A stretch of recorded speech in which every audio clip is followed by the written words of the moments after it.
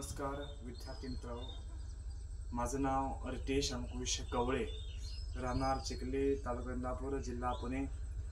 मी आज योगासन रोज करतोय। योगासन कोणाकडून शिकलो ते माझे गुरु व माझे चुलते श्री शंकर तुकाराम कवळे व कवळे सर त्यांनी मला योगासन शिकवलेलं आहे। मी रोज सकाळी त्यांच्या माध्यमातून योगा करतो आणि बऱ्याच विद्यार्थ्यांना मी योगासन दाखवतो। आणि येणाऱ्या 21 जूनला आंतरराष्ट्रीय योग दिन दिवशी मी 21 जूनला बोरटवाडिया हायस्कूलवरती मी योगासनासाठी मी जाणार आहे।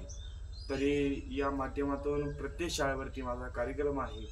मी रोज सकाळी योगा करतो। सुंदर अशा माध्यमातून योगासन ही केलंच पाहिजे। की गुरु संदर्भात सांगण्याचं वैशिष्ट्य म्हणजे गुरुनी जी आज विद्या दिली, एवढी मोठी आज विद्या दिली, आपण त्या विद्येचं सोनं केलं पाहिजे। आपण गरीब परिस्थितीतून करा, मेहनत करा, कष्ट करा व आईवडिलांना सांभाळा, आईवडिलांचं नाव रोशन करा, जेणेकरून आईवडिलांनी पुढं गावातले लोक म्हणली पाहिजे, बाबा आपल्या पोरांनी गावाचा विकास नाही करू द्या, पण आपला स्वतःचा विकास स्वतः आपण सुधारायचं बघा, नंतर गावाचं सुधारणा करा। पहिली गोष्ट म्हणजे आपल्या गावाचं नाव लौकिक होण्यासाठी आपण कष्ट, मेहनत, कसरत केली पाहिजे आणि बऱ्याच ठिकाणी आसनं केली पाहिजेत, बऱ्याच ठिकाणी कला क्षेत्रामध्ये उतरलं पाहिजे।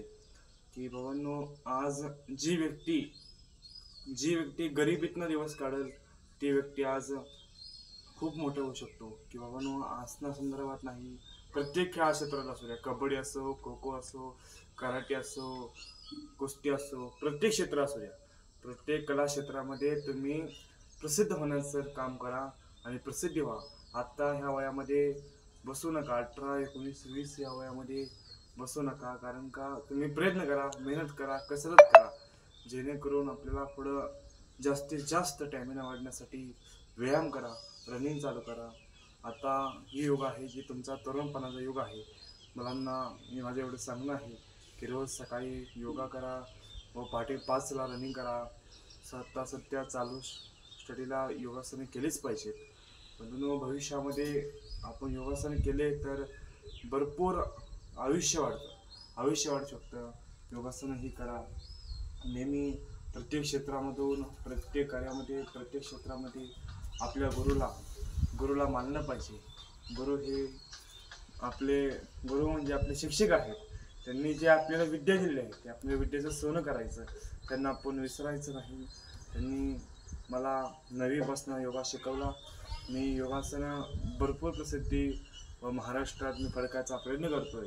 आता सध्या मी पंजाबला इंटरनॅशनल लेवलला मी आता सध्या खेळतोय परंतु पुढे अजून नॅशनल, इंटरनॅशनल लेवल, जागतिक योगपटू मला व्हायचं आहे। कारण का तुमचा भरपूर प्रतिसाद असावा।